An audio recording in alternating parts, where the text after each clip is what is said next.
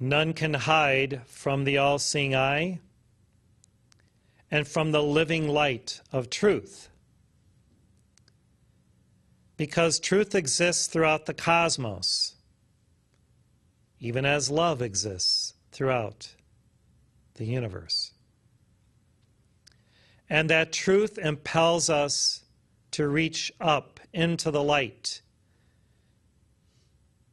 to evolve, to expand, to grow, so that what that truth illumines within us, highlights within us, may emerge and fully bloom and manifest. There are many not truths that do not suffice us on the path of light.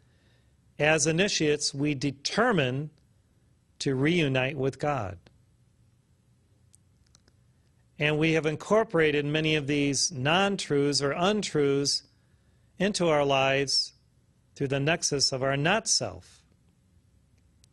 In order to access divine truth, we must choose to do away with all that is unreal, to dissolve the not-self, so that our ego can actually be subsumed into the divine ego. Our individuality may manifest through our divinity, and then the light of truth will serve us because we will live fully within it.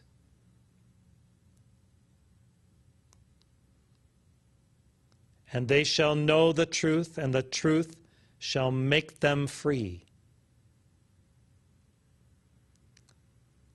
Who is that truth that will make them free?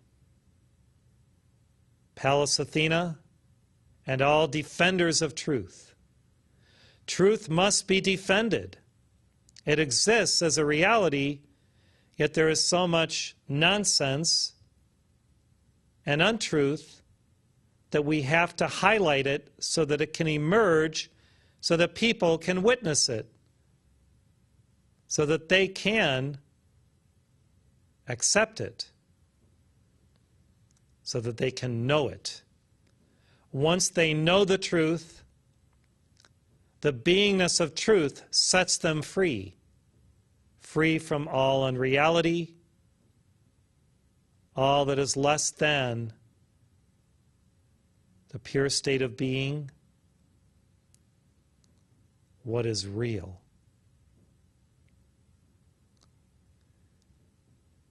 We have harbored many untruths within the folds of our garment, our subconscious, by acceptance of something within ourselves less than our Christ perfection. As we do away with all illusion and Maya within us, we access now the new fields of divine awareness that lead us ever upward and onward into the light of eternal truth. Yet each day we must shed something of the not-self in order to access something more of the real self. There's a direct correlation between how much we let go of and how quickly we ascend. The ballast that we let go of in that basket under the great balloon, the hot air balloon that signifies our causal body. The quicker we let go of untruth, unreality, the faster we will rise, because there is nothing to hold us down. Yet we still cling to paradigms, belief systems, dogmas and doctrines that were created by man and not by God. There really should be a new Godma instead of a dogma, right? And the Godma is co-created by the God Ma, who is the Divine Mother. So we will replace all dogmas with godmas, and all doctrines with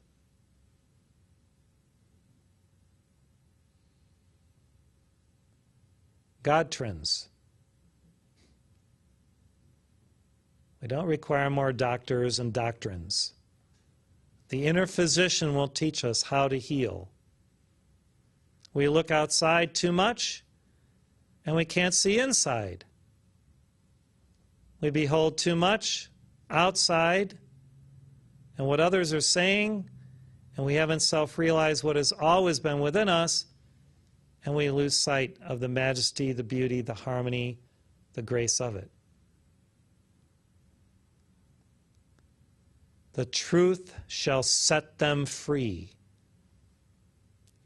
We are those who will help Pallas Athena set them free if we first are free in the light with clear vision. If we have freed ourselves from unreality by knowing the truth. And knowing the truth is not just knowing the teachings. It's not knowing about the truth, it is knowing the truth. And knowing the truth is being in that light of truth and being able to withstand the energy, the dynamics of it, and still maintain equipoise in that presence. Some hide away from truth because they simply can't stand the light and the virtue of it. They shy away, they shirk away, they shrink away from virtue and truth because they have not accommodated it in their lives by living lovingly, virtuously, gracefully. As initiates, we have to resolve our issues so that there are no more human tissues that take us away from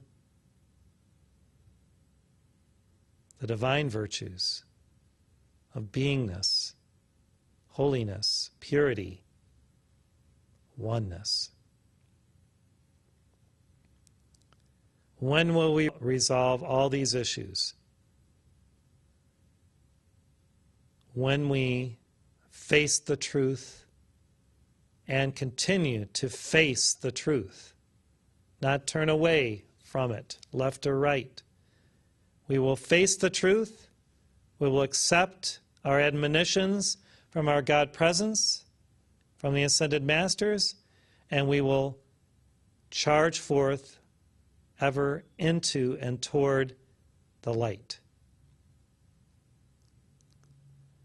Many try to hide the truth of past misdeeds. We see this being outpictured in the media through those who have been exposed, and they still do not accept what they did through the eyes of others whom they affected through their misdeeds. Deny, deny, deny. Well, if you keep denying forever, who are you really denying? God. God as God and God within you, the truth within you. Fess up, confess your misdeeds, face the truth, reconcile, and move upward. The only way to resolve the issues that we have is to face the truth squarely and to decide that you will remain in the light, ask for forgiveness, make atonement, and then never engage in those misdeeds again. And if perchance you fail again, call on the law of forgiveness and determine with a greater virya to avoid those pitfalls and issues. Now, the higher we go, the more subtle the tests and initiations, and the pitfalls are so subtle that even the serpent can tempt us through the little things that dissuade us from squarely facing the divine. and being willing to atone and move upward into the light. How do we use our time and energy? Where do we place our attention? What are we focusing on? These become the subtle things. We've mastered more of the major initiations, living according to the 10 Commandments, following the Golden Rule. Yet as initiates, we must master the subtle things, the crystal ray initiations. So, how do we use the energy vouchsafed to us from God every moment? Are we glorifying God? Are we somehow trying to draw attention to the human rather than the divine within us?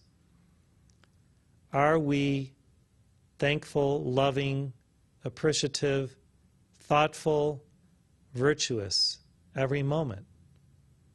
Accommodating what God desires us to incorporate in our life that will be a blessing to every part of life.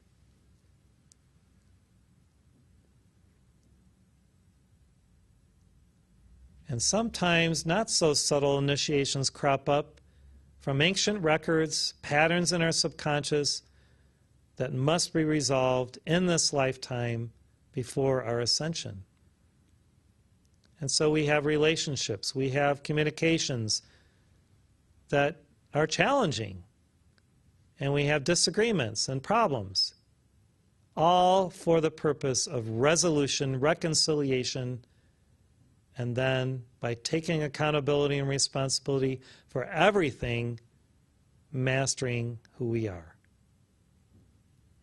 Mastering who we are is a daily affair. We cannot avoid it. There is something every day to be mastered. Emotionally, mentally, physically, spiritually, and through our abilities that we're refining through our work, where things come up that do test us as to how we will react, how we will respond, how we will prove whether or not we are living our truth and know that truth. Life works things out in its own magical way through all of the little beads that are descending through the crystal cord from our I Am Presence as offerings from the divine to help us to refine ourselves.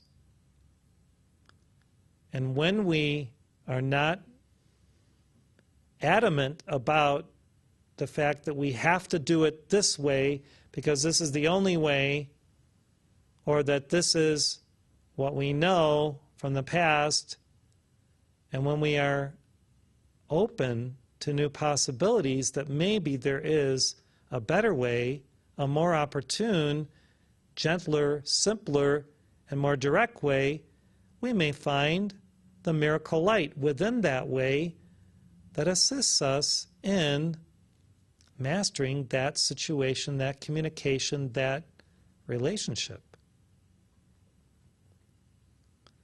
There is really no perfect relationship in the sense that you will never have a challenge, because every relationship is there for self-mastery. So realize that your communications will be interesting, and the dynamics of your relationships, both at work, at home, with friends, family, etc., and that there will continue to be opportunities day after day for refinement, spiritual growth, self-mastery. If it were not so, we may as well just give up our life, because life should be interesting, right? It should be interesting and fun and challenging, all in one. If it were not so, then we may as well just be a blob of plasma or an amoeba somewhere. We are sons and daughters of God. We have the right to grow, to evolve, to know, to be, to do, to be silent, all those things. Pallas Athena will help us challenge ourselves with the spear.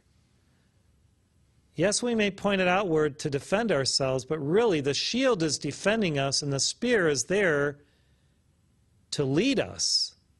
It's not just to wipe out somebody outside of ourselves. The spear and the point of the spear is there to lead us in the right direction. And so use that spear and follow the lead of Pallas Athena, who will lead you to all truth. So the questions I've received, I'd like to address now. Wallace Tulloch says, Beloved Pallas Athena, on August 6, 2015, at the Heart Center Mount Shasta Conference, the voice of the I Am said, Beloved ones, it is time throughout this earth that the I Am be understood in a more magnanimous way than ever before. And therefore I commission each of you as ambassadors of the I Am name of God to go forth from this day forward, north, south, east, and west, and use these sacred words to proclaim the new day, the new era of Aquarius manifest in the now, to speak these words into a situation with the authority of the Logos, and to draw forth the power of heaven into the earth. For it is your commission from on high to do this. Will you do this, blessed hearts, for us? Audience responds, yes. My question is the Master asking us to do this through the conglomerate of the Heart Center teachings, or are we to do this in a new and creative way of our own as we are inspired, maybe forming a new I Am group? Can you shed some light on what can be the commission here? For my part, I am already a strong exponent of the I Am and seek to have this name of God known and understood more by others. It is my joyful soul preoccupation. Thank you. Well, you say the Heart Center is a conglomerate. Maybe that's an okay word. I see us as a community of light, as a family of one. And we are all individuals, so we use what we know and what we have heard from Pallas Athena that we really know about the I Am. It's not an intellectual sharing with someone. It is the becoming one with that I Am, and from that space of becoming and beingness, emanating the light first, and then when the appropriate time comes, we share that I Am spirit with whoever we are inspired to share it with, and we are an exponent of the I Am teachings and truth, both within the Heart Center and as you experience it in your individual life. You don't have to start another I Am group. There's so many groups that already exist. Lead them to the truth of their own higher self. And if you feel inspired to share with them what we offer through our community, praise God. Lead them to their own I Am presence and inspire them to go within, because our teaching is all about individual self-realization, enlightenment, and liberation. Every person has to do the work. Our teaching is an offering to provide an impetus, the Master's new revelatory sharings, which hopefully will inspire you when you hear them to go within and to make progress. Now, there are many subgroups within the Heart Center of Heart Centers and Heart Friends groups. And this is where you can draw people to collaborate, communicate with, cooperate with you in New York or wherever you happen to be. Because often it is awesome for people to be able to be with others of like heart and mind in small groups. And so invite them to an event locally where you live. And then if they feel so inspired, they can come to one of our other events, either in person or online, or attend a Meru course online, read our books, etc. We have many offerings. There are many I Am teachings within this movement. The whole teaching is an I Am movement, because we live, move, and have our being in the present moment, And what is the I am? It's the present tense. It's God in the present tense, manifesting through us. So you don't have to start another I am group. You already have a loose Heart Center, Heart Friends community in New York, although New York is so huge, you're spread out in Queens and Brooklyn and maybe in Manhattan and other places. And so when you feel like you'd like to get together, do it, and then invite people. The commission is to be the teaching first, be the voice of the I am, and then people will feel the authenticity of who you are. And then when you share anything, it will come from the sacred space of your own inner beingness through love. Hercules Invictus, the wonderful gentleman who, I was going to say not interrogated me, but invited me on his radio program, lovingly asked questions and allowed me to speak for long periods of time, really unabated, says, I am looking forward to seeing the Heart Center community folks from the greater New York metropolitan area. I'm honored that David and the Masters will be joining us. My personal question for the Messenger and the Mahatmas. Given current circumstances and the other assigned initiatives already underway, how may I best be of service in this currently unfolding endeavor on behalf of the Heart Center community? Well, Hercules, we thank you for inviting me to your radio program, and I understand that you will be potentially interviewing heart friends, and you've invited other heart friends to share about their lives. I think this is fantastic. You can be of great service by highlighting the true teachings through the lens of each one's own individual experience in our community and other communities. So the teachings of the Masters are very broad. You have access to so much through what you've already learned, through Hercules and kind of the ancient epic teachings, through the mystical traditions of East and West, and kind of the Greco-Roman mythology. Now that we know that many of these beings are actual, very majestic and magnanimous beings in the heaven world, and mythology spoke of their names, and now we know that they are actually Elohim and other beings. We can call upon them, and they can help influence the planet for the good. So, yes, go ahead and interview these people and have them share their story, their truth, ask questions that are appropriate and actually kind of require the individual to dig deeper. I think you have the ability to do this, to actually ask those deeper questions that will draw out of those whom you interview new understandings from their own perceptions and their own experience. So any interviewer has to really get to some of the core issues rather than going around the periphery. And Hercules, I think you have this ability because of your wisdom and your understanding of the teachings already. Few of those who've interviewed me have actually stepped up to say, I would like to be kind of a part of your community. And we are grateful to you for doing that, because you felt the authenticity of me, but really I'm just a representative of all within our community. We're all really one. And I represent a lot of us, hopefully all of us, in the way that we comport ourselves, our dedication to the truth, to the Master's teachings, and to self-realization. So because you felt that ambience of our true love for one another, share it, in the way that you feel inspired. I think you will know exactly what to do. You have the ability to tune in, and continuing these interviews on your radio program and on different subjects would be awesome. And you can invite me back on behalf of another master, or for something, pretty cool, maybe in 3-4 months, and I'll come back. Let's make a date and keep it. Denise Matu says, what is my connection to Prometheus And how can I find out the true story about him? Did I accomplish the 5 things I am supposed to in New York?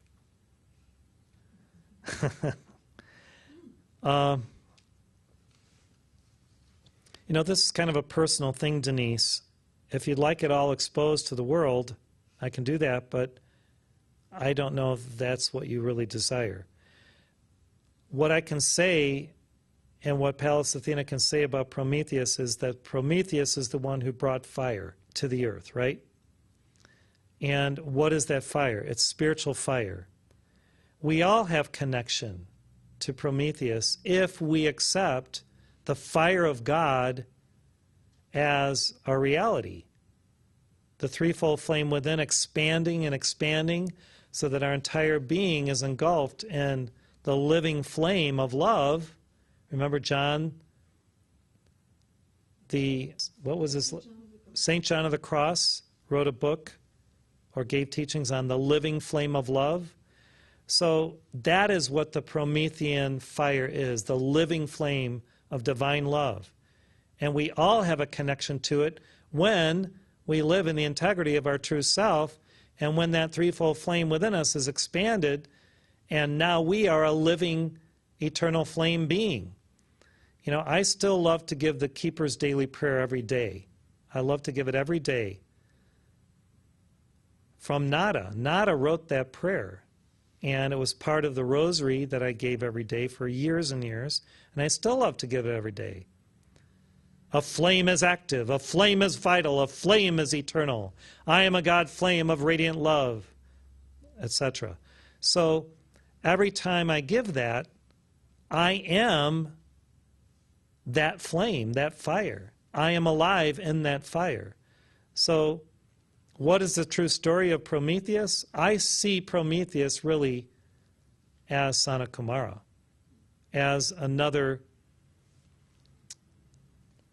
name for Sanatkumara, who brought the flame back to the earth when the earth had basically gone out. The flame on the earth had gone out. So is Prometheus Sanatkumara? If you desire for him to be, for you, yes. So you know the story of Sanatkumara. We've documented it. Previous movements have documented it. So whether Prometheus or Sanatkumara, Ahura Mazda, Kartikeya, really, it's probably all the same. So Prometheus was probably a Grecian mythological figure, and as I'm seeing it today through Pallas Athena's eyes, Pallas Athena also being a Grecian mythological but real figure, we could say Prometheus is Sanatkumara. Did you accomplish the 5 things you're supposed to in New York? You have to know whether you have or not. That's between you and God. If you'd like to talk to me privately about it, we can talk. But I think you determine that. You also have a question about my cycle work. Do I have the Master's approval to include the cycle of 7s, 52 cycles in a year, in one of the books I am writing? I learned this from the Wisdom of the Mystic Master book. Well, if it's coming from another book, you have to get permission from that author. It's not something I can give. So that is something, if you determine that this is an accurate teaching through your own attunement with your God presence, and you would like to highlight it in something you are doing, you have to give credit where credit is due and get permission to share it from that author. Linnell Griffin says, what happens if I am not practicing my sacred labor? I would very much like to be, yet I have not been able to make this manifest as a reality during my lifetime. Thank you for your help with this matter. Well, what is our sacred labor? First and foremost, to be a son or daughter of God and to work on ourselves, to master ourselves, and to do our spiritual work. Our sacred labor is to be in the sanctum of the heart 24/7 and manifest our divinity. That's our greater sacred labor. Now, in terms of your work, your vocation, that's something that can morph and change throughout your life based on your talents, your education, and the opportunities you encounter and what you decide to do based on what you can do, what brings you abundance, etc. Yet the sacred labor, the sacred work is our spiritual work. That is always happening. No matter whether you have a job in the outer world or you're doing what you love to do as that work or job.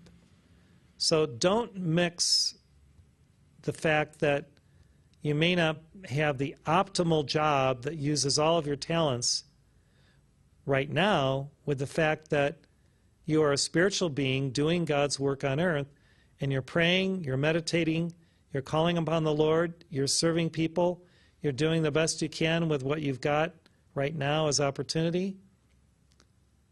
If you're doing that, you're working on your sacred labor, you're practicing. So don't think that you're not practicing your sacred labor so long as you're disciplined in doing your spiritual work. You are. Do your alchemy, though, and precipitate the optimal opportunities and jobs.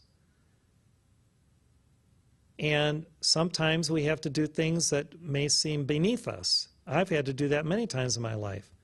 I served in a very humble job for probably 20 to 25 years in the summit on staff. All very humble jobs. They weren't jobs where, I was lording it over other people. I was opening the mail. That's the first thing I did, opening the mail. Before that, in Minneapolis, I drove a street sweeper, and I picked books in a book warehouse. Everything leads to the next thing. So just do what you do well with great love, and new doors will open and opportunities present themselves when you are ready for what heaven has ready for you. And don't feel that anything is too lowly. I mean, I love to clean. I love to do dishes. I love to straighten things out in our home. And I can assure you, I spend a fair amount of time doing the little things every day that have to be done. Laundry. I was folding laundry this morning before I came, up at 4 o'clock in the morning. So, Nicholas Carter says, thank you for this opportunity. I require your guidance. What lessons do I need to learn during these years that I'm experiencing financial constraints? I find myself in the existential paradox of loving my work as a musician and theater teacher while generating very little income to meet the bills of earthly life and make progress in many projects. I feel abundance in so many ways except in my bank account.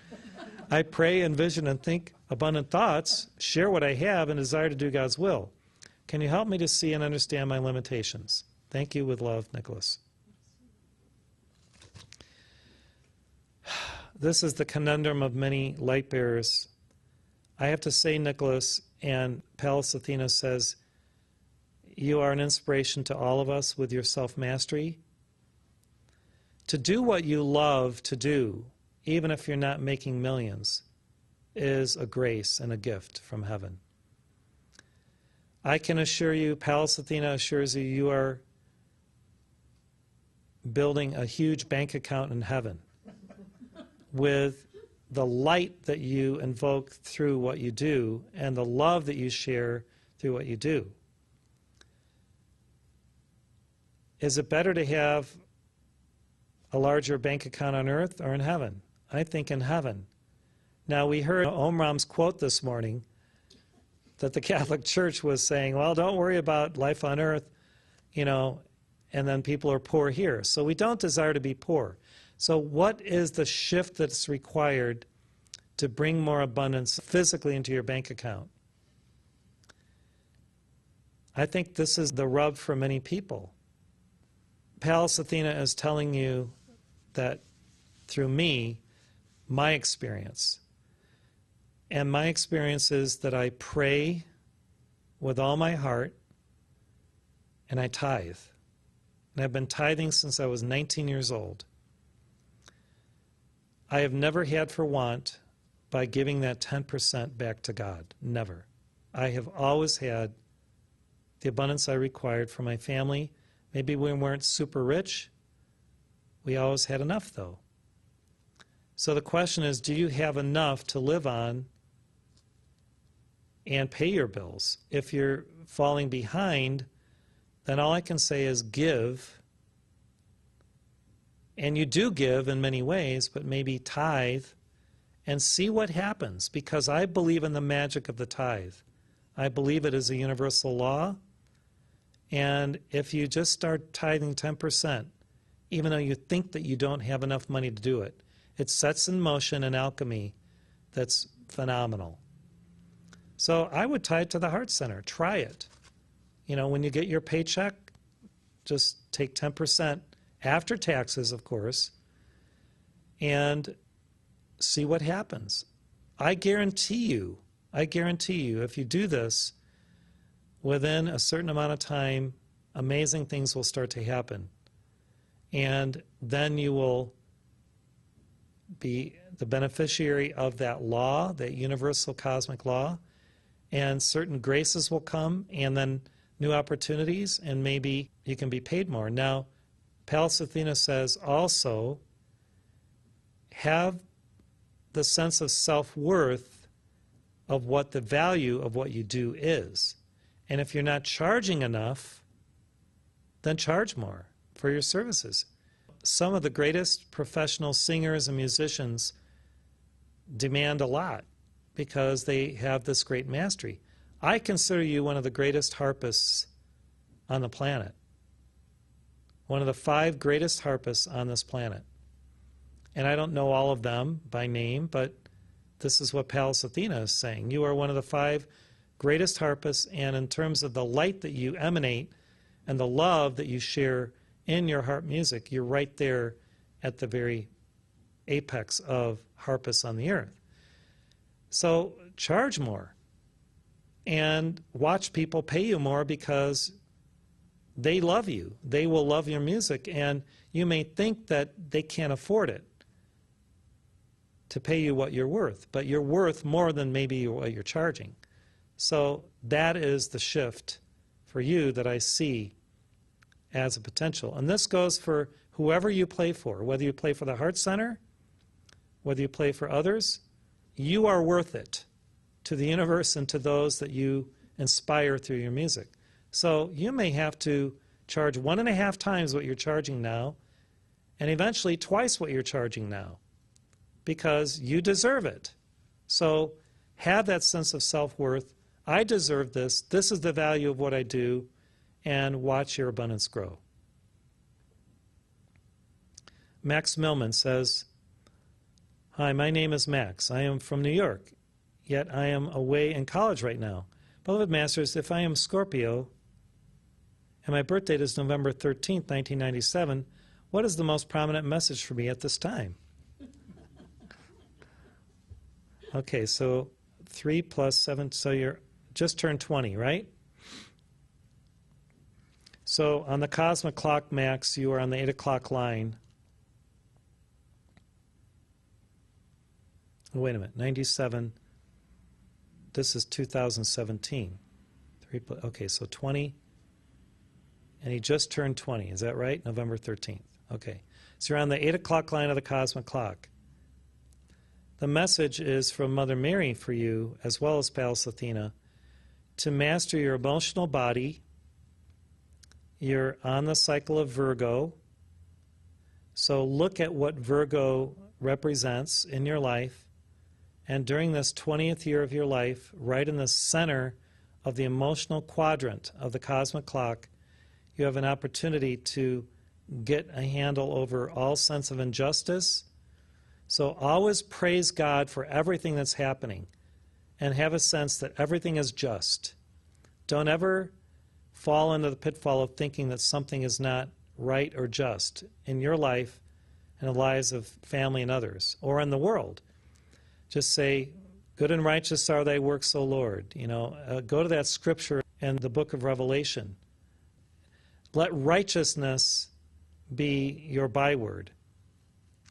and use your energy wisely, because at the age of 20, there's, from my experience, hormones are raging, and you're in that time of life when you can misqualify a lot of energy or you can qualify it well through right choice. So if you're in college, stay true to your principles and values, whatever they are, and complete your education if that's what you feel is necessary for you, and study, go for it. Don't dissipate your energies and licentiousness, and be intrepid and going for what you know to be your mission right now through your education. But have the vision of where that education is taking you once you have fulfilled that education. And start already planning for what you will do in your heart and mind. Do a treasure map. What brings the greatest joy to you?